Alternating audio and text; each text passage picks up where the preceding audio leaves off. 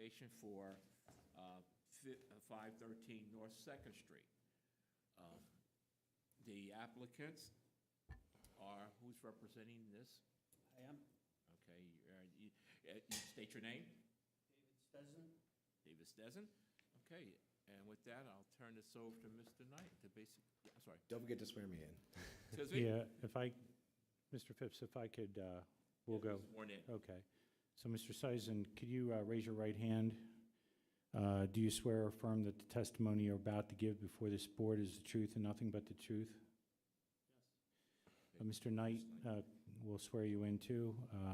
Mr. Knight, do you also swear or affirm that the testimony you're about to give before this board is the truth and nothing but the truth? I do. Okay. And with that, I'm going to mark certain board exhibits for expediency's sake. These are exhibits that were received from the applicant and other bodies relative to this application. I've marked as board exhibits, starting with B1, the proof of publication. The time and place and the particular nature of this application was published in the Patriot News, and that publication appeared on February 11th and February 18th of 2024. Exhibit B2 is a letter dated February 18, 2024, sent from the planning director, Jeffrey Knight, to the applicant, notifying the applicant of the time and place of the hearing. Board exhibit number 3 is the hearing notice that was posted upon the property in question that occurred on January 30th, 2024. Board exhibit number 4 is the applicant's notification letter and certificate of mailing to the required neighbors. Board exhibit number 5, B5, is the application for a dimensional variance. Board exhibit number 6 is a series of 6 photographs of the interior and exterior of the property in question. Board exhibit number 7, B7, are plans for the proposal. They're 7 pages. Board exhibit number 8 is the deed establishing standing for purposes of pursuing zoning relief. Board exhibit number 9 is the Planning Bureau case report, and board exhibit number 10 is the City of Harrisburg Planning Commission resolution. Now, before we start with Mr. Knight giving us a summary, I just want to let the applicant know that Mr. Hobbs is yet to be here. So if he doesn't come, we have 2 board members here, and that's a quorum. We could move forward with the case. Just so you know, if there is a split decision,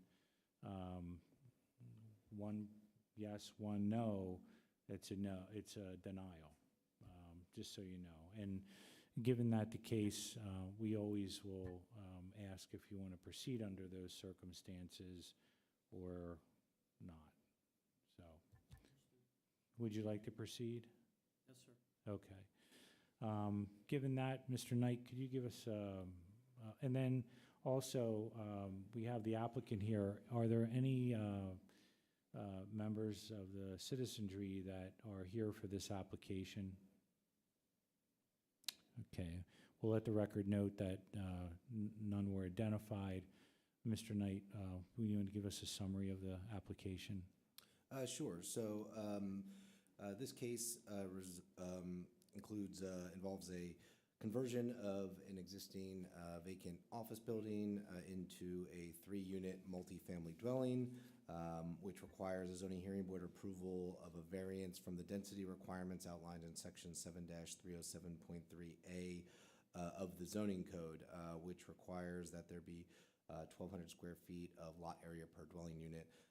The size of the property permits 2 units by right, and I believe that the building itself is about 299 square feet, or the lot, sorry, is 299 square feet short of the permitted, or the size permitted to allow 3 units. On the first floor, the applicant's drawings show that the project proposes a studio apartment, a shared workspace, and a shared fitness center at the front of the first floor, and then on the upper 2 floors, there would be 1 unit each per floor.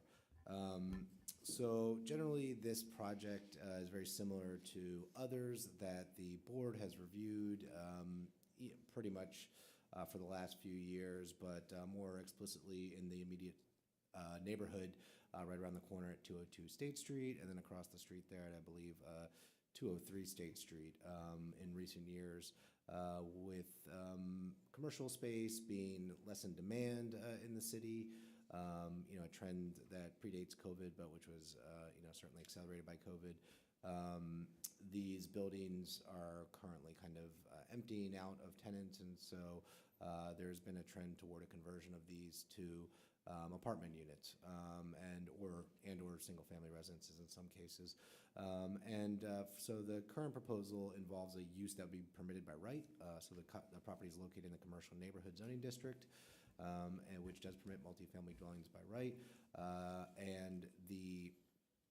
While the building itself is not subject to the specific criteria in 7309.2V, because it was not an existing single-family dwelling, it should be noted that the structure itself is over 4,000 square feet, which is larger than the 2,500 required for conversion to 2 or 3 unit apartments under that section of the zoning code.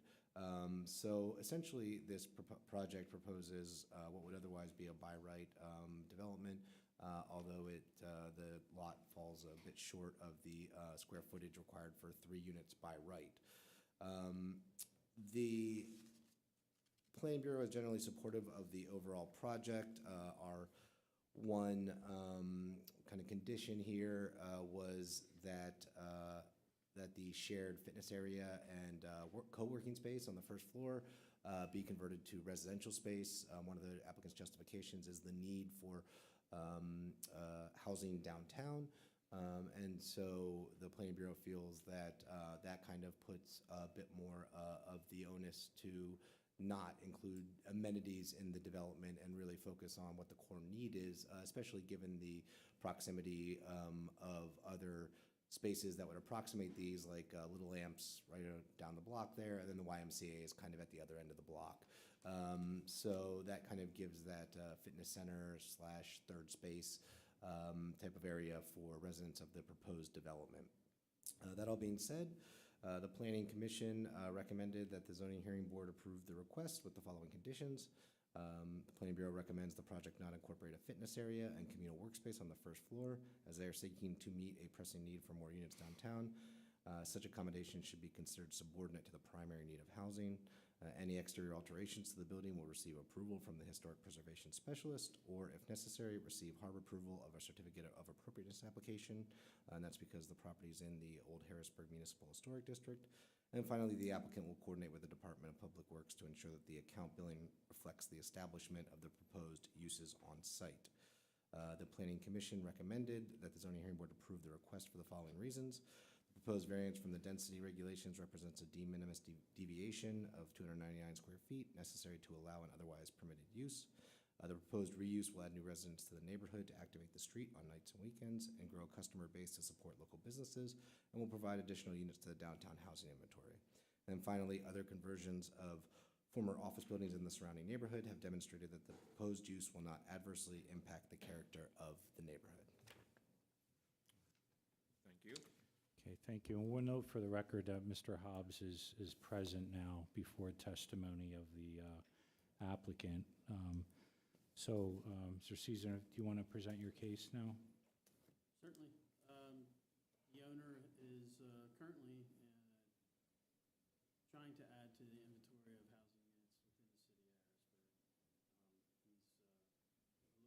housing units within the city of Harrisburg. He's a local minority contractor, developer, who is currently working at a project on Sycamore Homes, adding 23 units out there. Currently, we're renovating on 205 State Street, very similar to what we're proposing here at 513, which will add 3 additional apartments to the downtown area. We are in agreement with the Planning Commission's recommendation to relieve or eliminate the fitness center and the public space and make that part of the first floor living space for that lower tenant. So that being said, that's the gist of what he's looking to do. Ms. Gray, questions? grabbing Mr. Hawes by mistake, but I tend to ask questions, okay, so be prepared. Um, Again, you're addressing the housing shortage in the city, per se.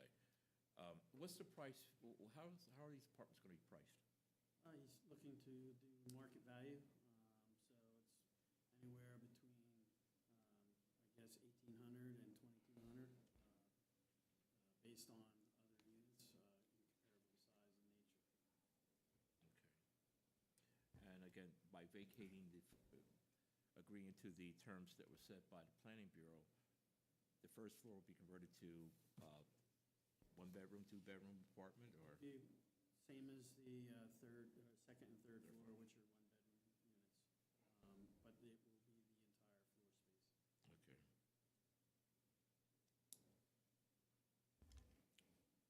Parking? Parking is off-street. There is a garage in the back, which has a double bay as well as a single bay, so there are 3 off-street parking units.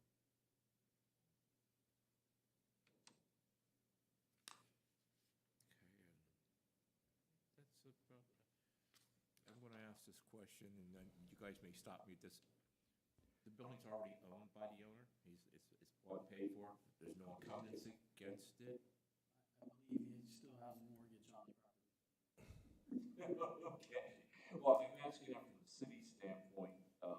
There's no outstanding obligations to the city, licensing, trash bills, and everything else you say for the doors. Not to my knowledge, no. Okay.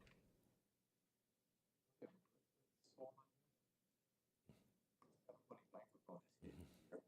Okay, I have any more questions. You, Mr. Hahn?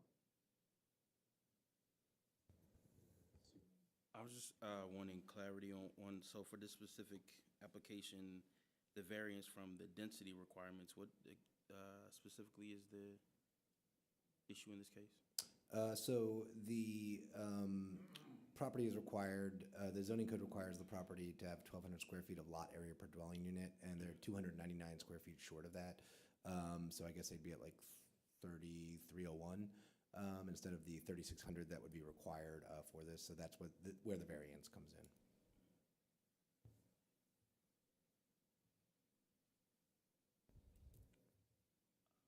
Yeah, I think I'm good.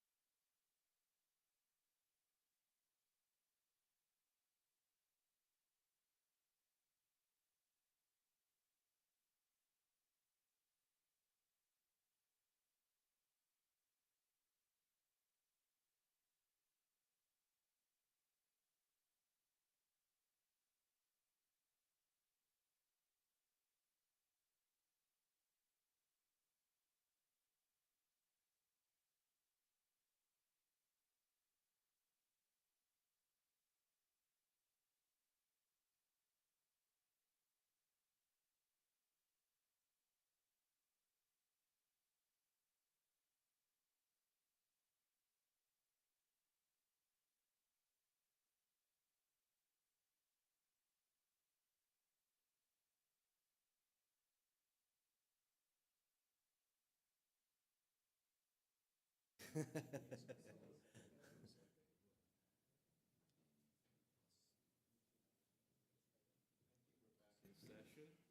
I think we, at the beginning, we asked if there was anybody in the audience that had any questions. Okay. City, do you have any follow-up or? Nope. I think now it's time to call for the vote. Our communications asked that everybody make sure their mics are on and that they speak into the mic, so I just wanted to give a heads up. Okay. So the echo's gone. Okay. So I need to call for the vote for a motion to accept this proposal with the conditions that have been stated. Okay, and you agree to the conditions? Absolutely. Okay. So. Second. Who made, you second, you make the motion? Okay. Oh, I'm sorry, I thought you made the motion. No, but, okay, so it's been motioned and properly second. All in favor of this proposal, say aye. Aye. There's been no opposed, there's no Caspers running around here. Thank you very much. It seems like your proposal's been accepted. Thank you. Okay. Appreciate it.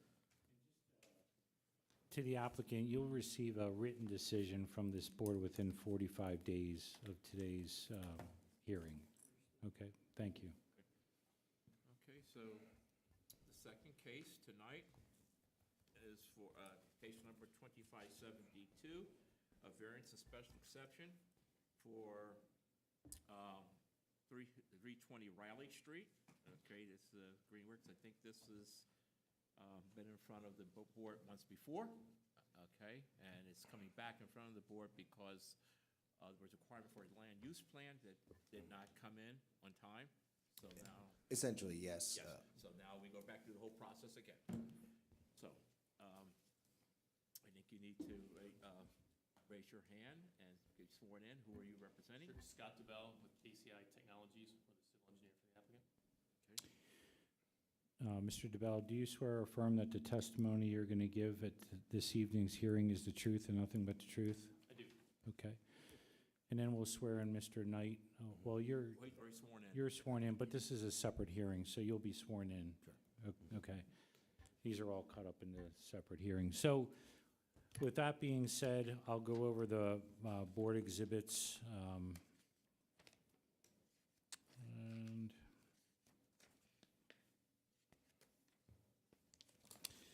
I've marked in this case as board exhibit number 1, the proof of publication.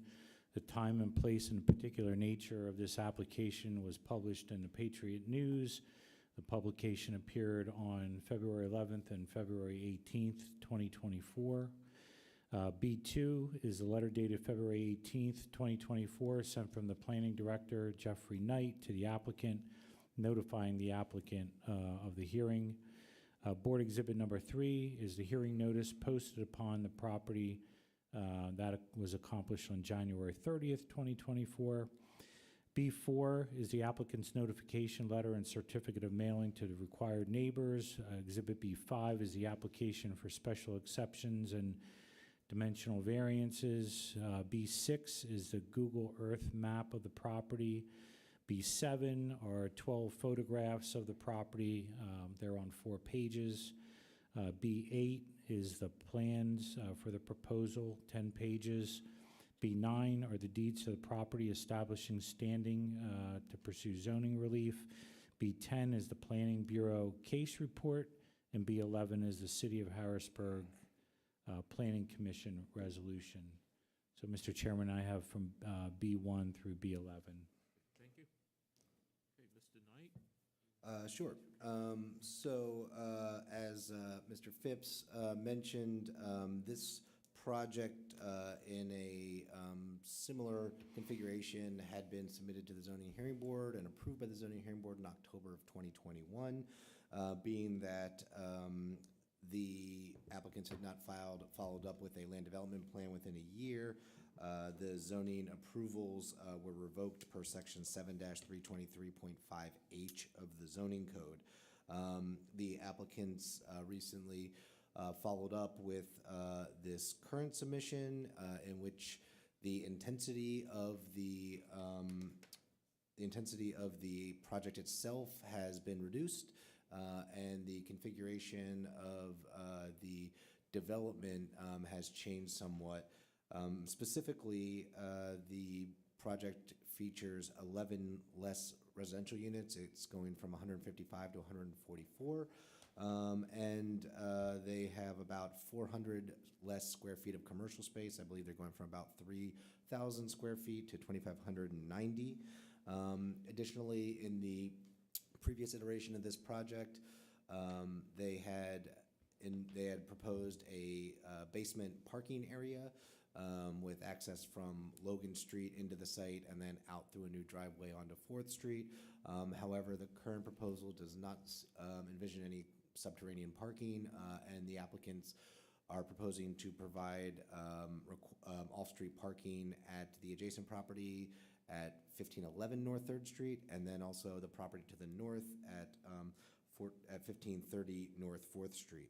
And the new proposal will increase the number of parking. I don't recall off the top of my head, 160 spaces. So it went from about 41% of the required off-street parking to about 82%. So again, the intensity of the development itself was reduced, and then the intensity of the relief requested by the applicant is being reduced as part of this project as well. The special exceptions required are for the multifamily dwelling, for relief from 31 of the 191 required off-street parking spaces, increasing the impervious lot coverage from the 82.2%, which is existing, and that's in excess of the allowable percentage in the INS district, to the 86% of the property. A special exception to allow a 0-foot front yard setback along Riley Street, and that likewise is already non-conforming, so they're doing a minor increase to the setback along Riley Street. And then a special exception to expand the accessory parking lots located at 1511 North 3rd Street and 1530 North 4th Street. And that's because both of those are accessory lots despite not having a principal use on the same lot. So they're kind of non-conforming accessory lots, and this will be expanding that configuration, or that relationship, I should say. And then there's two variances: a variance for relief from 15.6% of the required 20-foot rear yard setback along the Boyd Street Urban Meadow, and that's for the main project site at 320 Riley Street. And then finally, a variance to allow parking and a setback along Boyd Street for 1530 North 4th Street. That's the surface parking lot just to the north of this site. So under the previous plan, the Planning Bureau had recommended support. And again, the Zoning Hearing Board and Planning Commission had both approved the proposed zoning relief requests. The current site is functioning as a surface parking lot with very little use. I believe these were initially developed or intended for use for the Hack Midtown campus buildings that were proposed, I don't know, maybe even like 20 years ago, never came to fruition. So these have been largely underutilized for the time being since then. And so this proposal will bring new housing units to the neighborhood, and then also new businesses for the first floor space here. And then again, they're increasing the amount of parking provided, both in terms of absolute numbers and then as a percentage of the project requirements as part of this new configuration with a surface parking lot on the block to the north. With that all being said, the Planning Commission recommended approval with the following conditions. If we're granted approval for the requested zoning relief, the applicant will file a lot consolidation, subdivision, and land development plan application for the proposed mixed-use development. This application will be accompanied by a traffic impact study and photometric plan that analyzes the effect of the proposed development on the surrounding community. The applicant will vacate the portion of Logan Street between Riley Street and the Boyd Street Urban Meadow. They should also consider vacating the portion of Logan Street between the Boyd Street Urban Meadow and Harris Street to the north, and potentially consolidating parking with the VOA apartments to the west, as that right-of-way cannot accommodate the traffic movements proposed in the site plan. And this relates to the stretch of Logan Street between Riley Street and the Boyd Street Urban Meadow separates 1511 North Third Street, where the accessory parking will be, and then the 320 Riley Street property. It's effectively a paper street for all intents and purposes, and is really used, I believe, by the applicant for access to their parking lot now. So it's kind of a clean up, kind of, I guess, a kind of a minor issue there between the sites. And then to the north, the drawing they had initially proposed two-way traffic onto Boyd Street, but it's a single-lane road and already has an egress from the VOA lots northbound, so it couldn't be two ways. So they've changed it. They've changed the traffic circulation flow to have one-way ingress from Harris Street into the lot, and then one-way egress out onto Boyd Street. The Planning Bureau's notation in that is basically in consideration that this property is going to be a surface parking lot and it will be adjacent to the VOA's surface parking lots. By consolidating these, we could both remove curb cuts and potentially provide more parking between all of these sites. Not a requirement, really. It's more of a recommendation. Obviously, that would require coordination with the VOA, and we don't know how amenable they are to any of this, but it's something that we think the applicants should just be thinking about in the future development of this site. Number 3, the applicant will ensure that future businesses proposed for the first floor commercial space will either conform to the allowable uses in the zoning code, or if not, the applicant will ensure the necessary zoning relief applications are filed and approval received from the zoning hearing board. The applicant will coordinate with the Department of Public Works to confirm the appropriate size and location of refuse collection on site to ensure that city vehicles can access the refuse storage location. And if you see the site plans, it's kind of on the north side of the accessory lot at 1511 North 3rd Street. So we just want to make sure that the city's trash trucks can get up to that site. The applicant will coordinate with the city arborist on the selection and location of trees on the property site, although some trees will likely be lost along the Boyd Street Urban Meadow, and that's mainly due to construction staging and everything. They should be retained where feasible and replaced at least 1-to-1 elsewhere on the project site or in the surrounding rights-of-way. The applicant will coordinate with the Planning Bureau on the number and location of bike racks around the site. The Bureau would recommend that the applicant consider both a secure indoor bike storage area for residents and employees of any businesses on site, as well as publicly accessed bike racks around the perimeter of the site. Furthermore, the applicant should consider incorporating a Susquecycle bike share station. That's a new bike share system that is now run by the county. We used to have a bike share system in the city here, closed during COVID, and now the county has brought it back up again. And then finally, the Planning Bureau recommends the applicant retain flexibility in respect to the use and development of 1530 North 4th Street and shall explore potential development opportunities beyond the proposed use of an accessory parking lot. And that's just kind of looking to the future for the city to make sure that that the surface parking lot, if in the future it's determined that this parking is more than is necessary, or whatever conditions change in the future, that the site's designed in such a way as to allow redevelopment, or at least partial redevelopment of that site. And that largely speaks to the ingress point near the corner of 4th and Harris Street. We'd envision that any new development would probably be fronting 4th Street, so it's kind of recommended that the ingress point be moved westward along Harris Street there, so that it doesn't preclude eventual development of the site in the future. The Planning Commission recommended that the Zoning Hearing Board approve the request for the following reasons. The project proposes infill development that reflects the character of the existing and proposed development along the Riley Street and 6th Street corridors in terms of building massing, use, and design. The location will take advantage of proximity to major corridors, Riley Street, 3rd Street, and 6th Street, to realize the potential of the project site, and will be designed with primary frontages along Riley Street and 4th Street to mitigate impacts on the neighborhood to the north. Compared to the previously approved iteration of the project, this version is less intensive in terms of residential density and commercial space, and will provide more off-street parking than previously proposed, thus reducing potential impacts on the surrounding community.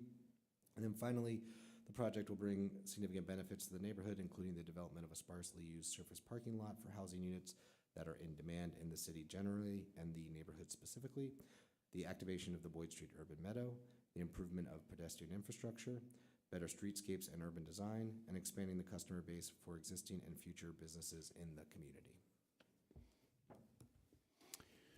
Okay, is there anybody here, citizens for this project? Okay. Maybe we'll identify them and for the record. Okay, Yeah.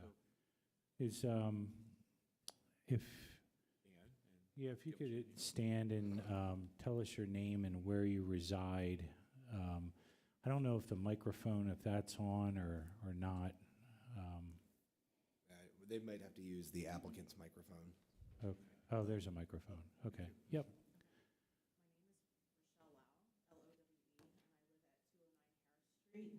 So, you okay? Yeah. So I do own my property. I'm just concerned about parking. Okay. And how far is that from the site, would you say? I mean, I would say it's a 200 block, so what, 2 blocks east Okay. from the site. Also, I do have a business at the Millworks, so I'm just concerned about general street parking because it's already, we've already lost so much parking in my neighborhood due to the Second Street construction. Okay. Well, I just want to identify, tell me your name again. Sure, it's Rochelle, Rachelle, and the last name is Lowe. Okay. And then if you could hand a mic. Yep. All right, my name is Benjamin Hall. I currently reside at 213 Boas Street, but I own a house at 1723 Penn Street, and I will reside there in a month or two. Okay. And how far is that from the site, would you say? About 2 additional blocks from here. Well, Boas Street is about 6 blocks, but my house at Penn Street is about 4 blocks away. Okay. And then, I'm William Rowe. I reside at 120 Cumberland Street. I own the house there. and how far is your residence from this project? Probably about 6 blocks. Okay. So I just want to go over with each one of you 2 different ways that you could be involved in this process. One is you could wait after the presentation and you could make comments to the board and express whether you're for it or against it and why. The other way you could is be involved is you could be asked to be a party to this action. And when you do that, the board would have to determine whether your residence is close enough to be affected more than the average person in the city of Harrisburg. And if you do become a party to the action, then you could cross-examine any of the witnesses of the applicant, and then you could call your own witnesses. So I just wanted to make you aware of both of that. But given that, do you rather proceed and make comments at the end, or do you want to be designated as a party to the action? I'll wait to make comments. Okay. That was Mr. Rowe. Mr. Hall? I too will decline to be a party. Okay. That was Mr. Hall, and then, yeah. I would definitely like to wait to make comment or hear the comments, but I don't know to make the decision on being a party or not. I can't make the decision now. Can I have time to decide on that? Well, it would be we would have to do it now if you'd want to. Okay, I just don't know what that involves. Well, it would involve, when each one of the witnesses testify, you could cross-examine them, and at the end of their case, then you could present your own evidence, like if you had witnesses, as opposed to, at the end, you could, make a statement to the board as to why you feel you're opposed or for the the project. Would I be able to make that decision by the end of the night when we ask questions? Well, it would really have to be made now because I don't know how many witnesses they're going to have, and you'd be able to cross-examine, each witness as you go through. Okay, I guess I will be a witness or a party. You're going to be a party? You would like to be a party to the action? Yes. Okay. Given that, it was a Mr. DeBell or? Do you have any objection to Ms. Rowe being a party to the action? No. Okay. So, Ms. Lowe, what we'll do is I have a form here before you leave. We'll have you fill out. It'll have a space for your name, address, email address. Okay? Okay, thank you. Okay. And then we'll call you when it's your turn. So, Mr. DeBelle, then it's your turn at this point in time. If you could, in your presentation, address each one of the, because there's a lot of relief requested this evening, address each one and tell the board how you believe you met the requirements for each one. Thank you. Good evening. As was mentioned in the report, we can start with the special exceptions. The special exception for the multi-dwelling use in the institutional zone, as was mentioned, the institutional zone was sort of designated for these parcels in anticipation of an expansion of the HAT campus, which never occurred. The properties as part of this development are adjacent to residential medium density parcels as well as commercial neighborhood. The multi-dwelling is allowable, permitted in the commercial neighborhood immediately adjacent to the project area. The special exception for parking, as was mentioned, the required is 191 spaces, and the proposal is 160 spaces.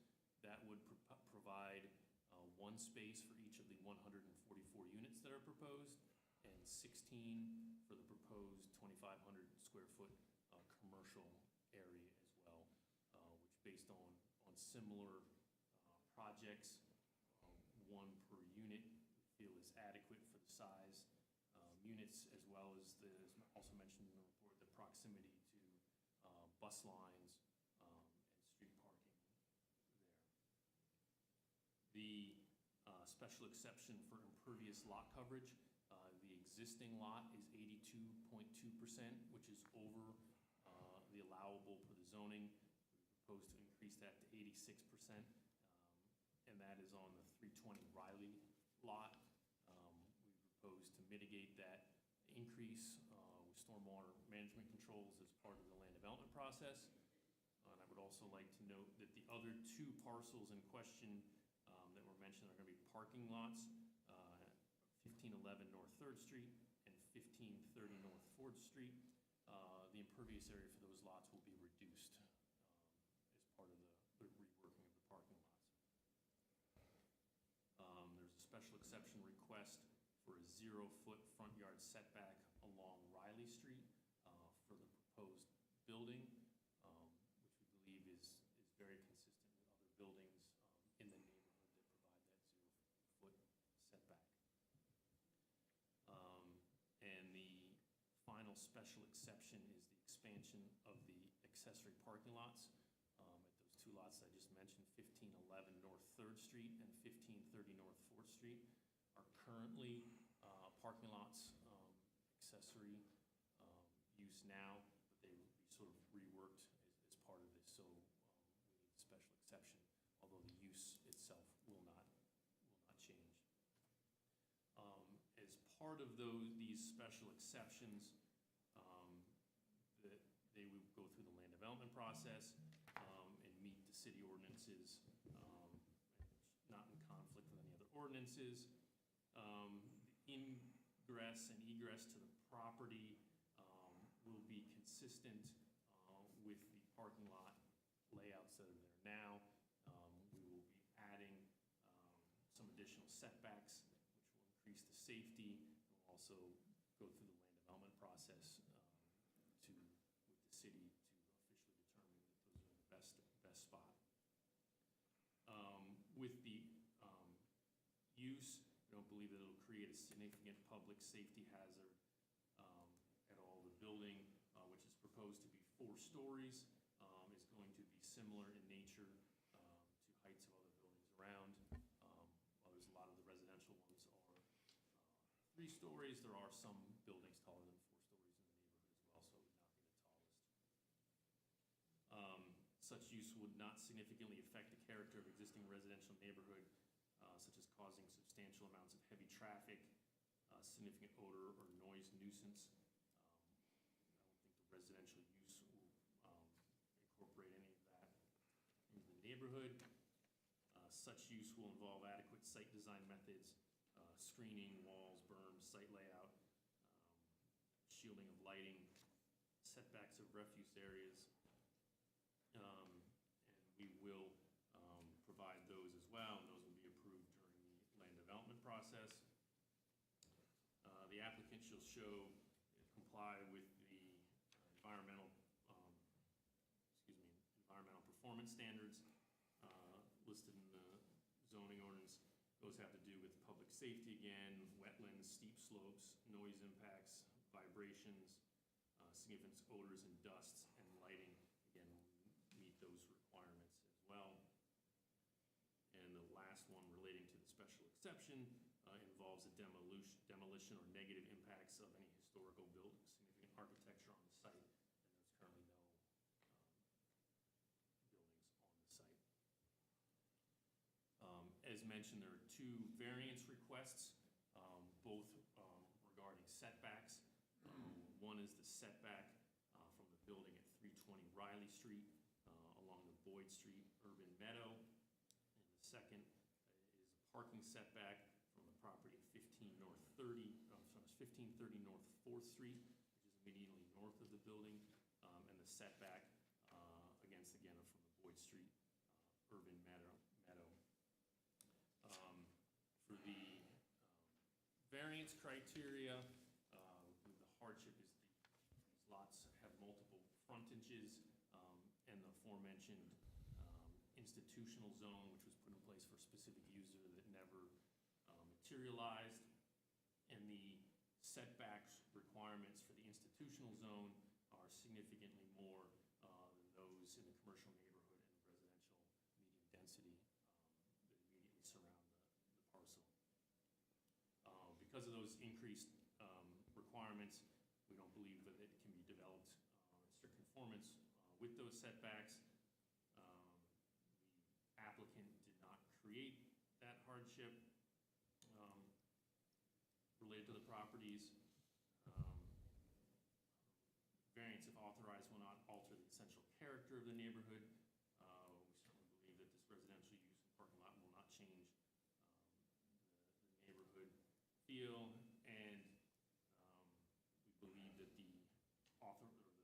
these setbacks are the minimum which will afford the relief to allow this project to go forward. Just for the record, clarity's sake, the setbacks that you're requesting, one you indicated was 1530 North 4th Street, that lot. What is the setback that you're requesting? What is it now, and what are you requesting to reduce it to? Right now, at that 1530 North 4th Street, up against the Urban Meadow, it's a approximately 25-foot setback for the parking, and we're proposing a 7-foot parking setback. So we go from 25 to 7. Yes. And then the other one that you indicated, I just want to make sure, so there's two. The other one is the 320 Riley Street, which is the 0-foot setback. So at 320, there's a special exception for the 0-foot setback. Right, okay. Along Riley Street, but there's also a variance request related to the setback against the Boyd Street Urban Meadow as well. And what is that? At the Urban Meadow, it is existing 25-foot, and the proposed, the minimum setback would be 4.4 feet. 4.4 feet? Yes. And then you indicated, again, about the parking lots, that they were going to be reworked. How is it that they're going to be reworked? So the lot at 1530 North 4th Street actually has minimal, 0-foot setbacks along the other 3 streets. We will actually provide 4 to 9-foot setbacks in there. So we would be adding some green space for some screening around the perimeters of the parking lots where there is not any now. And that's 1530 North Fourth. That's 1530 North Fourth, and then although at 1511 North Third, which is the other one that's a parking lot, we will also adding some green space for screening around the perimeter of that parking lot as well. Okay, thank you. And just one point of clarification, so they earlier referenced that it's 25-foot existing setback, I guess, from the Boyd Street Urban Meadow for the parking lot at 1530 North 4th Street. The actual zoning requirement is 20 feet. So they'd be requesting relief from 13 feet and not like 18. I just wanted to clarify that. Okay. Now, let me just, so I could get that straight, is that 20 feet going down to 4.4? No, so that's on the southern side, 320. This is for 1530. There'd be a 20-foot setback on all sides, but Going there'll down to be 7? Yeah, Okay. for got it. for the parking. Yes, the parking will be located. All right, I looked at the wrong one.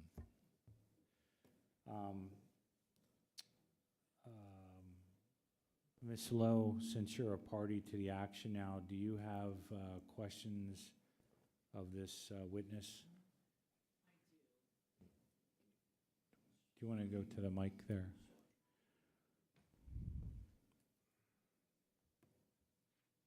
My question is, who will own the two lots, the lot at 1511 North Third and 1530 North Fourth? Does the applicant own those?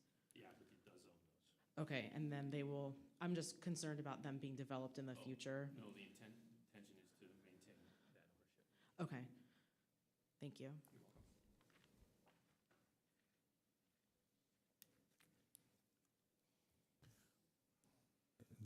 Does the board have any questions? That's your stomping ground. Good evening. So my first question is about, and I apologize if I missed this, I was looking through the diagrams and everything, but the commercial space for this property, can you describe how that's going to be set up? It's on the first floor fronting on Riley Street. Mhm. There's no user set yet for that. That's still to be determined. That's what I think was mentioned in the staff report. Mhm. It'll have to meet the requirements, or we'll have to come back Mhm. for that in the future. So it's still to be determined what that actually would look like. It's just the size that we have right now. Okay, so it's just one large commercial space? It's just, yes, I'm sorry, yeah, it's 2,590 square foot area. Okay, all right, so, thank you. My second question is about the parking, and I saw the breakdown that you gave of pretty much one space per residential unit, and then also, I think the spaces per employee for whoever would be in that commercial space, is that correct? Yeah, the commercial space is based on so many spaces for the area as well as one per employee. Okay. You had said that one space per unit was, I guess, based off of an expectation as what's has been seen in similar properties. Are those similar properties that are here within the city or in other locations? Both. Okay. So then, with the residential units, what is the setup in terms of market, like, are these all market rate rentals? And They will be at market rate. okay, and is there any thought then, one reason I asked that is just about, I think sometimes there is a difference in terms of how many vehicles a person may have based off of incomes and things of that nature. So if that was taken into account within that expectation of only, a person only having one vehicle, per that unit. Yes, that is factored into it. I believe it's approximately, I think, 75% like one-bedroom units as well. Okay. That's all I have for now. Okay. I had some questions, and it's really follow-up after the neighbor's question about the parking area. I think your response was, is that you're not gonna try to redevelop this at some future date. Okay, it's gonna be parking forever as long as the buildings are in existence. Well, it's gonna be parking as long as it's required to be parking. I think as Jeff had mentioned, the intent would be, if it's allowed, to consider redevelopment on that in the future, down the road, if parking was somehow otherwise addressed. We would not be able to get rid of that parking It's without not gonna be converted to approval. commercial parking, where right Oh, now it's correct. parking No, in it's gonna- support of the it- units. No, I'm sorry. You're it's not gonna turn it again, No, it's gonna be- retail, The parking lots will be gated for the use of that building. okay. That's my first question. This is all it's all gonna be rental property, correct?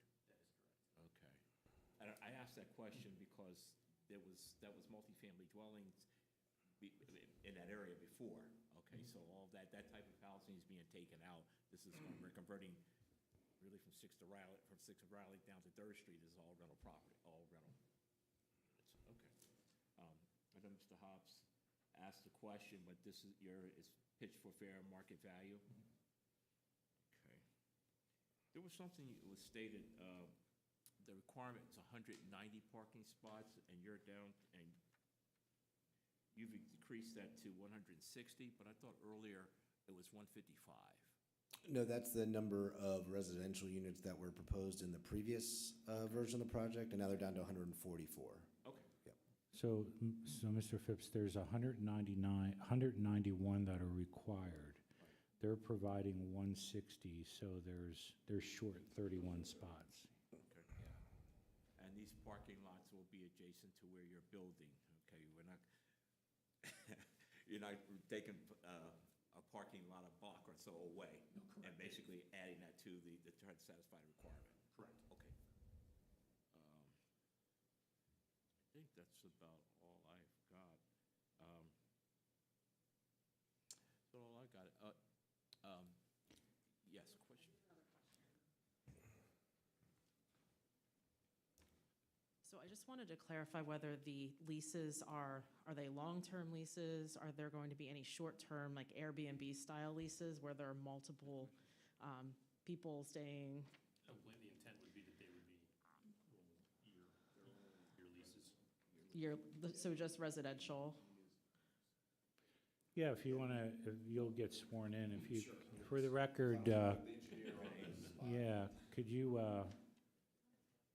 identify yourself, spell your last name for us? Without breaking the mic. Yeah, exactly. I'm So just let's kidding. try that first. I'm Dominic Wicker, W-I-K-E-R, developer with Greenworks on this project. Okay. Could you raise your right hand, please? Do you swear or affirm that the testimony you're about to give to this board is the truth and nothing but the truth? I do. Okay. So I think the question was about short-term rentals, something that our company doesn't do. Just by way of context, we own about 8,000 units, all rental units. We manage about 28,000 units.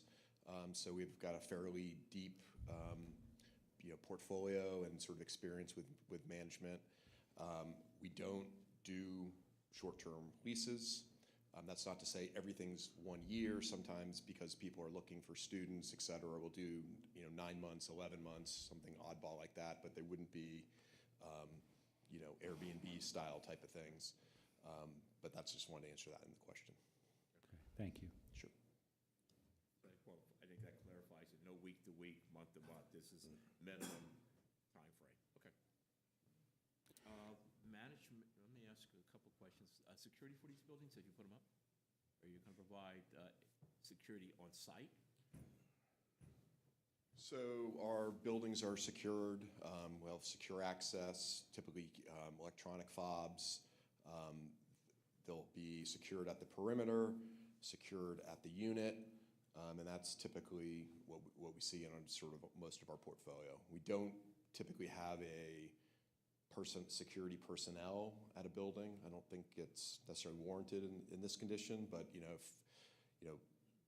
if needed, we could always make adjustments, and we'll always be thinking about do we have enough cameras, do we have enough access controls, et cetera, depending on what the conditions at a particular property are. Access controls and visual surveillance. Correct. Okay. Yeah, correct. Okay, and you'll part with the visual piece, you'll partner with the Harrisburg Police to make sure. Absolutely. Any information service is- provider that, we can tie into is something that would be, only leverages our ability to secure our residents. Another question, utilities underground or they're going to be above? There's some combination of, right, we're getting rid of a few poles, not all the poles. It's unfortunately in America, it's hard to get rid of poles. But maybe you want to speak to that. For most of them, the services will be underground. Electric is the one in the area that would be, it's currently above ground. We'll need to work with them. Yeah. For service. And I should have asked, Capital Region, you basically We're discussed- very engaged with Capital Region Okay, on that. stormwater mitigation, get the land usage, again, you said the borders around the parking slots, parking spaces will be green to handle stormwater runoff, impervious surfaces for.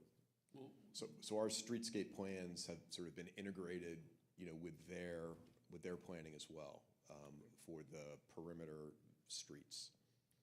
Yeah, and you may be aware that COW is in the process of finishing up a project up on those couple blocks of 4th Street there, doing some bump outs and I Yes. think new underground stormwater management.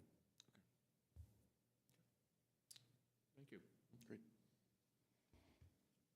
I just had one other question, and this is probably for Mr. Knight. In the previous decision, there was a condition that tied these parking lots to the project through a deed restriction. And it seems like the recommendation of the Planning Commission is not to do that now. Is that? No, I don't think the Planning Bureau's recommendation really addressed that at all as far as a deed restriction or not. I think it was always presumed that these parking spaces would, again, to your point, not be commercial spaces. They would be reserved for residents and/or employees of this building, and I would anticipate that that's what the applicants had in mind as well. And if the zoning hearing board felt that a condition to specify that, I think was appropriate, I think that makes sense. Okay, and then to the applicant, are you in agreement with all the other conditions that were provided? That is correct. Okay, and then Ms. Lowe, there was some subsequent testimony from the last time you asked a question. Mr. Wicker had testified, based upon his testimony. Do you have any further questions of him?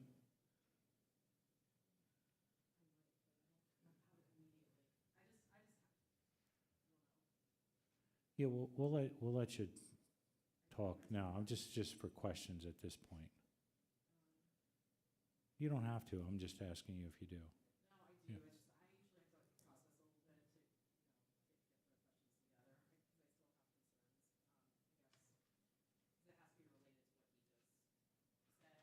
Yeah. Go ahead, just in general. I mean, Generally, my concern is that kind of assuming that each unit will only have one car, I don't know that that is realistic because of visitors. I mean, we had people who had two to four cars in Midtown in my neighborhood. So I just want to make sure that the parking is adequate and that it's also not changed and like redeveloped, that these lots are not redeveloped in the future. So those are my main concerns, so. and Mr. Knight, the calculations for the parking is based upon the zoning ordinance, correct?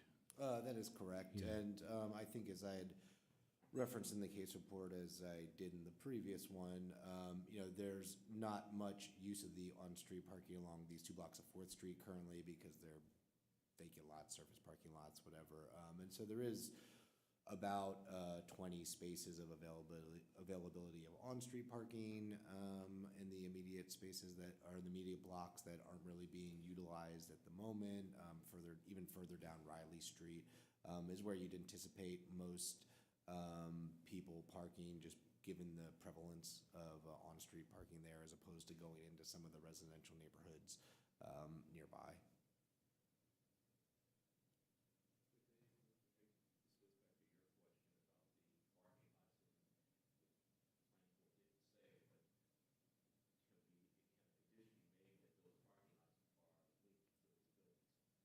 yeah, you could do that. Yeah.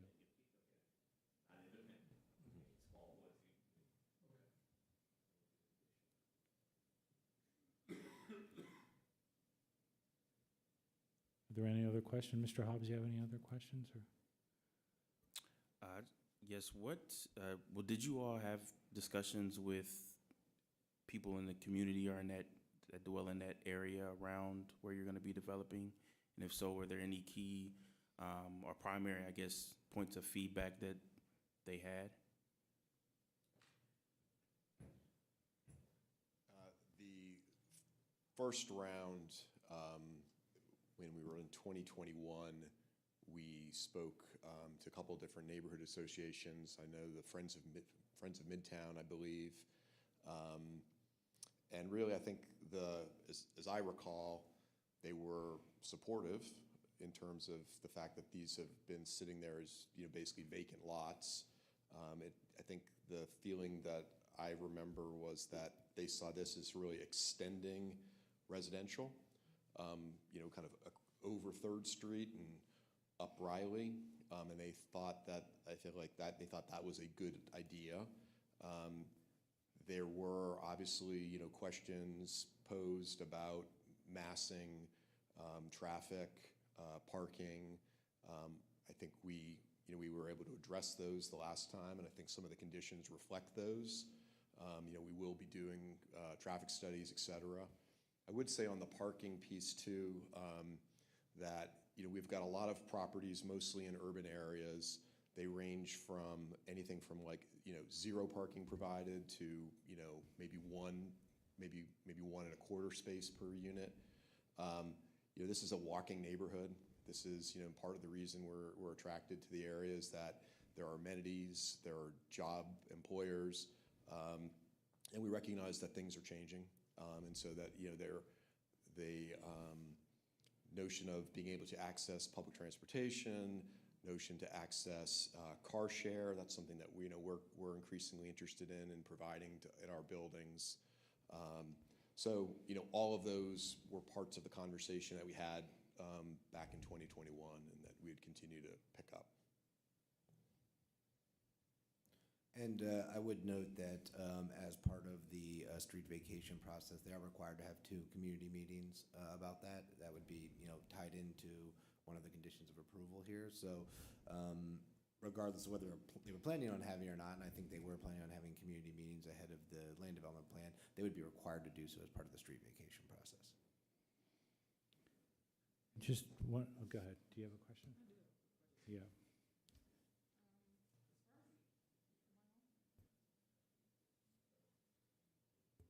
Okay. As far as the off-street parking on Riley and North Fourth, is any of this metered parking, or will it become metered? Like, I know if my daughter's apartment building, park more, you got to pay to park to go see. I don't believe it's resident. metered at the moment, and to my knowledge, there's no pending proposal to do so. I think the metering stops at 3rd Street, 3rd and Riley. Stops Okay, it from there. They used to be the old hack campus. It was metered there. When you went further up, there was no meters. But again, it's an opportunity for revenue generation. Okay. Yeah, I think at the restaurant, Yes, that might be metered. Yeah, right here on Riley. Okay, I was just curious. Just for clarification, the 160 proposed, or the 160 parking spots that are provided for, they're all provided for in the 2 lots at 1511 North 3rd and 1530 North 4th Street, correct? Okay. We could let the other members of the, Benjamin Hall, you indicated that you would want to make a comment. Do you want to make a comment now? Sure. Yeah, if you could.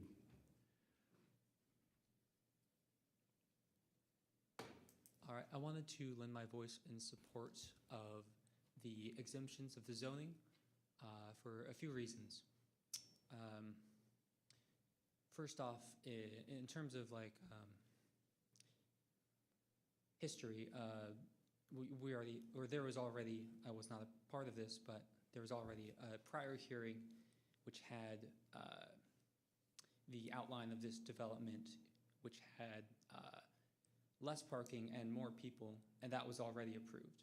So as a baseline, I think that's a useful just thing to consider. But from my perspective, the question of parking requirements, I feel that for the city of Harrisburg or the neighborhood or et cetera, I think it's better that we move in a direction where we can contribute to dense, livable urban core and walkable neighborhoods that are safe for people who wish to walk places or to bike places or for any other potential means of transportation like buses. So I think having like a higher density of people compared to cars in the urban environment we have is going to be better for the livability. And lastly, I also think this contributes to potential for, I mean, generally speaking, if you have like a certain amount of parking requirements and you have the option of lowering them or hiring them, or I should say increasing them, then what you are essentially doing is in the given amount of land area, the acreage of your city proper, you inadvertently increase or decrease the amount of businesses and the amount of people who can occupy the area. With lower businesses and lower people, people will be more likely to drive to their destination or drive out of the city limits to go to a business, or they'll be more likely to live outside the city entirely. And that concludes my thoughts. Thank you for your input. And then William Rowe. Mr. Rowe, do you spell your name R-O-W-E? Yes. Okay, I just want to make sure for the record.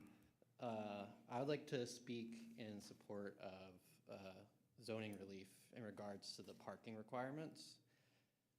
Parking mandates prevent homeowners, business owners, and developers from being able to make decisions based on what they need.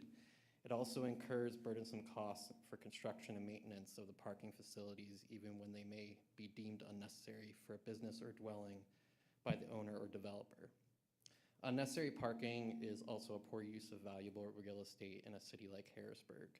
A large amount of property is already tax exempt due to being owned by the state or nonprofits, and excessive parking exacerbates this problem even further.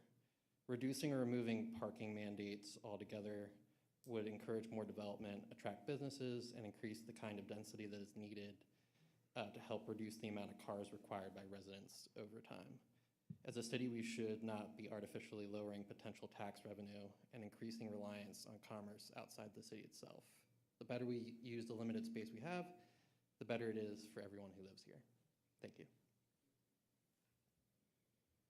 Ms. Rowe? Ms. Lowe.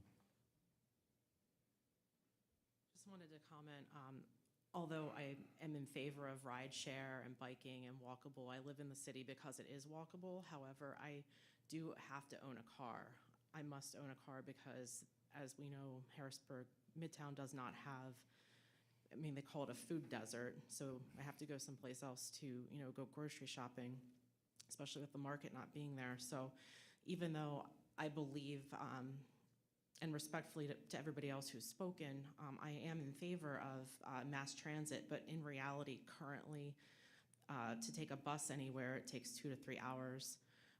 There's no subway. I just don't feel that giving up parking spots is realistic at this point. If I get home late, 11, 12 o'clock at night, I have to park far away from my house. I don't expect, I've lived in larger metro cities in the country than Harrisburg, and I'm fine with not having to park directly in front of my house. However, It is hard to find parking, especially with the loss of parking through the Second Street construction, also through the new 20, well, I don't know if it was new or old, but the 20-foot rule that they're now enforcing in intersections like Briggs and Green Street, where it's not a high-traffic area. I don't know why we're losing those spots, because I go to the gym at the Y. I don't always have time to go from my business to the gym and, walk. So it's not always realistic for me to be able to walk to each, thing that I need to go to in the city. So I feel like it's not necessarily realistic to expect people who are moving into this building to, that they will have, they won't need a car, they'll have to walk or what have you, because the people in my neighborhood have two cars, 3 cars per household. And it's hard when you have to have a car to be able to find a parking spot. I mean, I would like an option as a resident to be able to have a parking garage to park in or something, to pay a monthly, to have a spot that I know is there. But I know that's off topic, but just wanted to make that comment. Thank you. Ms. Lowe, do you have anything else to present, or was that your final comment? Okay. Mr. Hobbs? Yes, so kind of related to the question or discussion about parking. I was just wondering, so all of these units are 1-bedroom units? 74, sorry. So in a 1-bedroom unit, it's not necessarily restricted to a single person, right? Like it could be 2 adults, right, that are dwelling in, right, okay. So that could have an effect on, okay, all right, thank you. Question. With this development going on, how does this correspond with the overall comprehensive plan for the development of that entire corridor? Again, Riley Street, 6th Street, 7th Sure. Street. Yeah, but how would this fit in? Does this fit in? I mean, I would say this does fit into the concept of the comprehensive plan. It, definitely references the former HAC Midtown campus and states that, now that that's no longer viable, no longer going forward, that we should still be, kind of taking that development over Riley Street from like Midtown and then tapering it down to the kind of row house thing. So like, I don't know if something like 1500 North 6th Street would be built on the surface parking lot proposed just to the north there, right next to row homes, but, having that be on the north side of what's a major arterial kind of through the city and probably up 6th Street as well. And, doing that kind of mixed-use development that hopefully gets people to where they're not having to take a vehicle for everything, that they're able to walk or bike because you wanted to go to a retail store and there wasn't one nearby, and now maybe it's in the first floor space here or something like that. So it doesn't envision these denser mixed-use developments along these major corridors like Riley Street and 6th Street. And so, yeah, I think this would be definitely in keeping with the vision of the comprehensive plan. Thank you.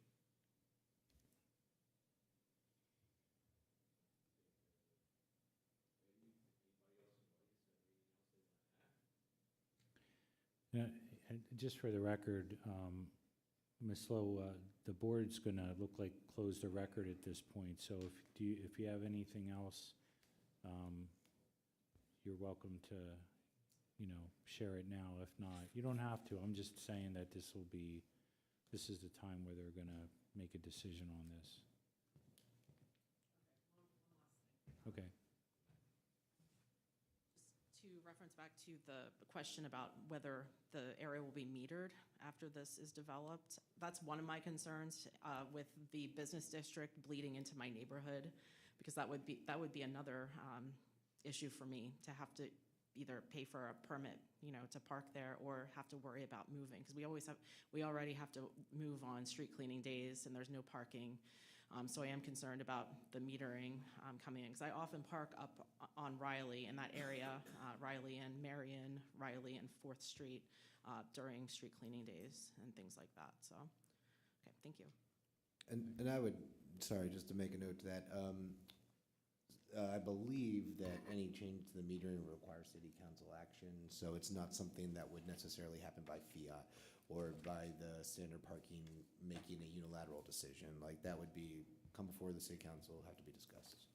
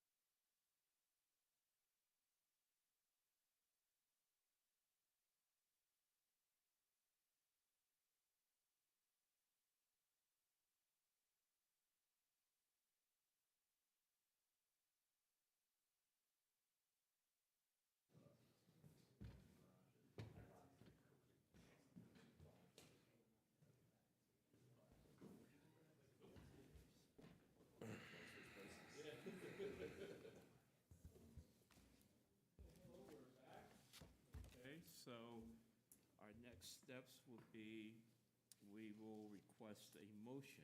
And Hobbs, make the motion? Or if I can have your document, I can read it for you. Okay. Or I can do it. Okay.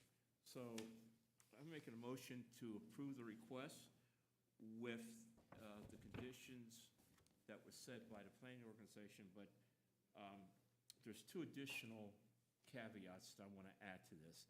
Number one, the deed restrictions, where the deed's tied back to the property, we want that to be added, okay? And the second is that we want to strike the relief from parking, the special exception, okay? That's the one that we're saying, no, we're not, everything else we say it's okay, but that one, no, we want to basically strike that out of there, okay? So let me say it another way, okay, to get easy. I'm making a motion that the requests, or your request with the special exceptions and the variances, with one removed, one of those special exceptions, and a special exception for the parking, we want that removed from the request, okay? And that's the exception, the special exception for relief for 31 spots. So you're saying that of the relief, that one is denied, all the rest is approved? Everything else is, we basically are making a motion to accept that. All the other ones except for the special exception for the parking spots. So then you're requiring them to have 191 spaces? I think they're gonna probably have to come, we want their spaces to be whatever the zoning ordinances basically said they have to have. Okay, we want 100% compliance in that area. Okay, and the second one is the deed restrictions linked to those parking lots linked to the buildings. Okay, and that would, so that's my motion. Does everybody understand it? I mean, I don't know that you can approve the project as presented if you're saying they have to find somewhere on the property to build 31 more parking spaces. Then what we basically say, they need to basically stay in compliance with that special exception, no, we're not gonna honor that. They need to stay within the code requirements for parking. That's what we're saying, okay? Unless they can come back with another application to say, hardship or something else, they can basically come back and make another request of you, but not for this request. Okay, but that, that essentially seems like it's denying the project then, if you're saying you could build the whole project, but you, again, can't have any relief from off-street parking, they'd have to build the parking then, which means that the project as proposed is not acceptable. Well, right, there's two ways of thinking about that. Reduce the number of apartments. Come back into, and by reducing the number of apartments, you reduce the requirements, the parking requirement. That's one way of cracking that nut. Or the second one is that, okay, we agree to this, but we're gonna probably come back down here and with another request to see how we can basically satisfy the parking requirement. Well, that's your motion, Yes. and then, is there a second? Second. And then do you want to call for the vote, Mr.? I call for it, Jeff, I understand your comment. Yes, sir. We make it, the previous approval in regards to the deed restriction said recorded easement or deed restriction to be acceptable to the city solicitor. Would it be possible to amend the motion to make that? I think there's some concern from the developer about putting a deed restriction on in perpetuity when we understand that the parking needs to be there as long as it's required by the ordinance. But if in any future there was some way acceptable to modify it, that a deed restriction would be forever. I think the concern. Yeah, he can ask a question. He's about to ask a question, right? If the motion's Well, before. no, I understand what he's saying, but usually We don't. that's closed at that point in time. But I guess the question is,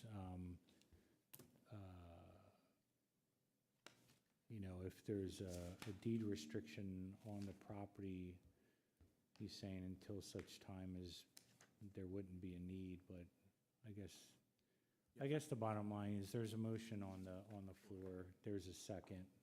I would go through and vote at this Okay, point. so I call for the vote. Okay, because we put the conditions there. The solicitor, got any questions? I wanted to understand the deed restriction myself, but if your advice at this point is for them to vote, I understand. I think that the deed restriction, I think, so just to clarify, from the last decision, there was a deed restriction that indicated that the applicant will ensure that the surface parking lot at 1511 North 3rd and 1530 North 4th, having 160 spaces, parking spaces, which is owned by the applicant, is linked to the property located in the project at 230 or 320 Riley Street through a recorded easement or deed restriction. And then that recorded easement or deed restriction would be acceptable to the city solicitor. So whatever is acceptable to the city solicitor would be that deed restriction. So the motion on the floor at this point would be to adopt that same language from the previous approval? Yes, that's what we did. Yes. Okay, I appreciate that clarification.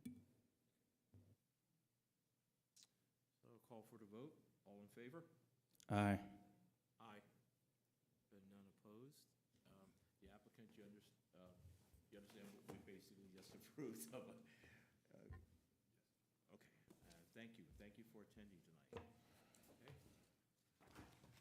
We'll call the next case.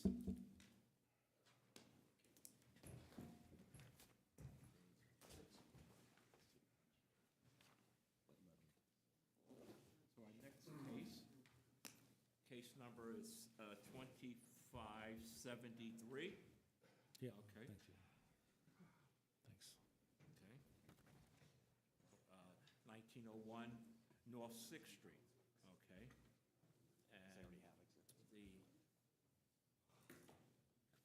people who are the applicant, you need to state your name, okay, and your relationship to the project. Okay, then we'll swear you in. I'm Scott Dietrich, attorney for Catherine Hershey School for Early Learning, Harrisburg. I will be presenting today, and to the extent that you need or have questions for the applicant, Bill McKelvey, Facilities Director for CHS, is here as well. Okay. Mr. McKelvey, could you raise your right hand? Do you swear or affirm that the testimony you're about to give before this board is the truth and nothing but the truth? Okay. Mr. Knight, you were sworn in 2 previous hearings. You agree to be sworn in? I do. Okay, still. Mr. Dietrich, you're acting as an attorney, or you're not, do you want to give testimony? I will give testimony. Okay. To present, so. Mr. Dietrich, do you swear or affirm that the testimony you're about to give before this board is the truth and nothing but the truth? Okay. And then just for the record, I just want to read in the exhibits that we have so far as board exhibits. Exhibit B1 is a proof of publication, the time and place and the particular nature of this application and the relief sought was advertised in the Patriot News. That occurred on February 11th and February 18th of 2024. B2 is a letter dated February 18, 2024, that was sent from the planning director, Jeffrey Knight, to the applicant, notifying the applicant of the time and place of this hearing. Board exhibit number 3 is the hearing notice posted on the property. That was accomplished on January 30th, 2024. B4 is the applicant's notification letter and certificate of mailing to required neighbors. Applicant board exhibit number 5 is the application for variance. Board exhibit number 6 are 2 photographs of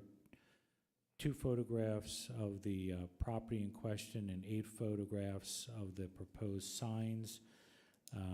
They're on 4 pages. Board exhibit number 7 are the plans for the proposal, which is comprised of 3 pages and 1 cover page. Board Exhibit Number 8 is the deed establishing standing to pursue the zoning relief. Board Exhibit Number 9 is the Planning Bureau case report, and Board Exhibit Number 10 is the City of Harrisburg Planning Commission resolution. So we have exhibits B1 through B10, Mr. Chairman.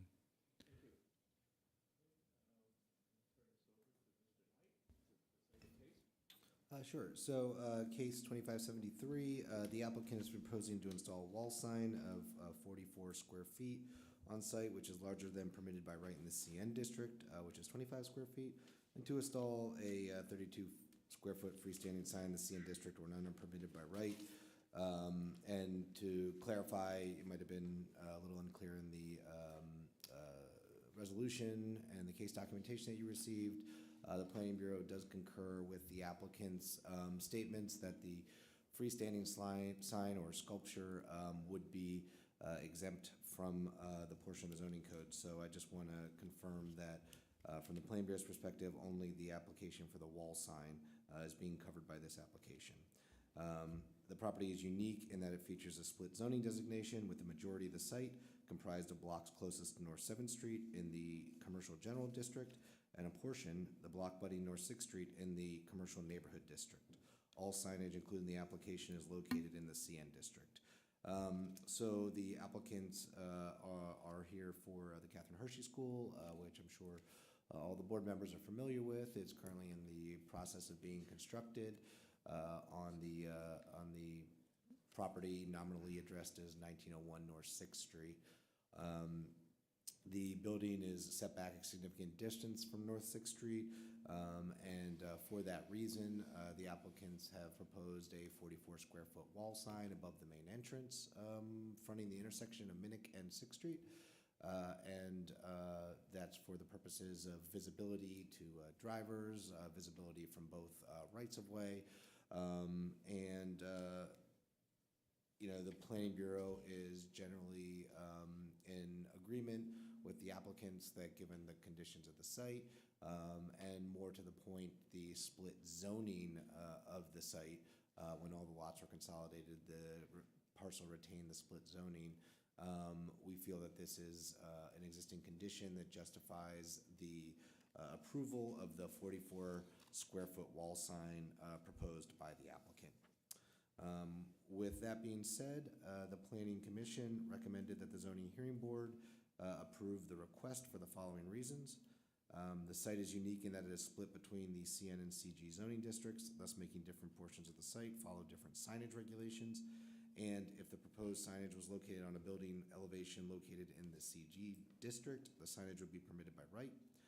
Given the size of the front building elevations and the configuration of the project site, signage designed in exact conformance with the zoning code would most likely not be visible or be illegible from North 6th Street. The proposal is similar in size to wall signage to other institutional and commercial buildings in the corridor. To the Planning Bureau's knowledge, these have not created adverse impacts for other properties.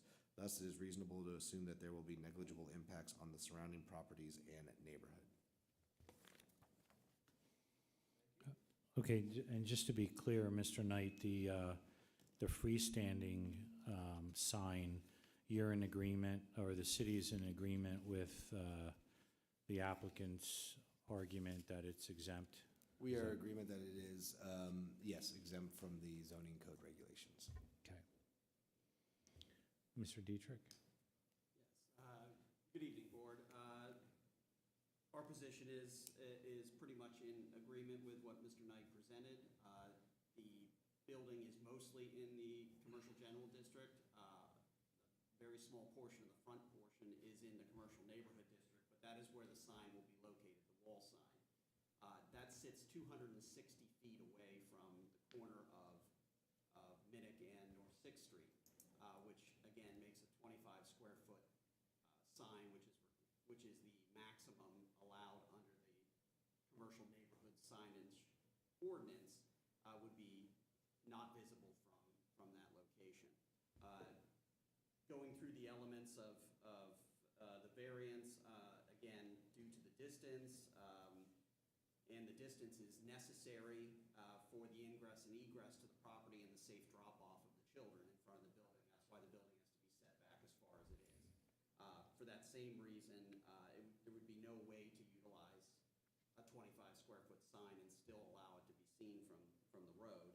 And the hardship was not created by the applicant, but rather was necessary to comply with safety and structural standards as well as the approved plan.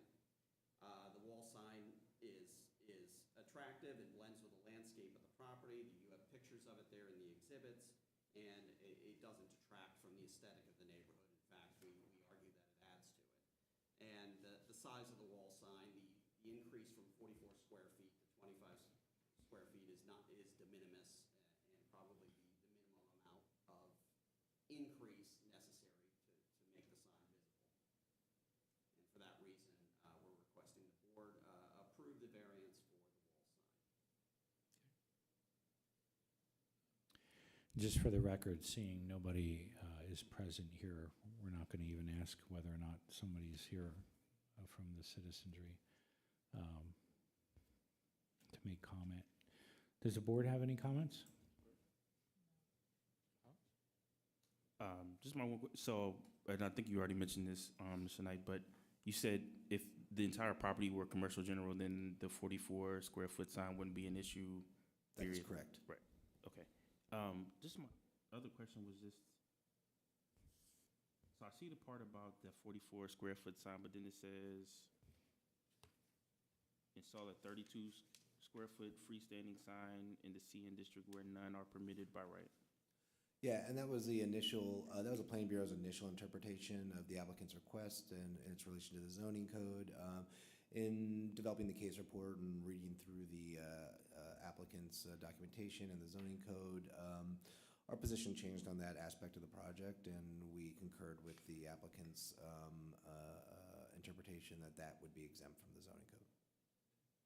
That additional sign. That the freestanding sign was exempt, yes. For clarification, that's the flower sculpture that's going to sit in the. Got you, okay.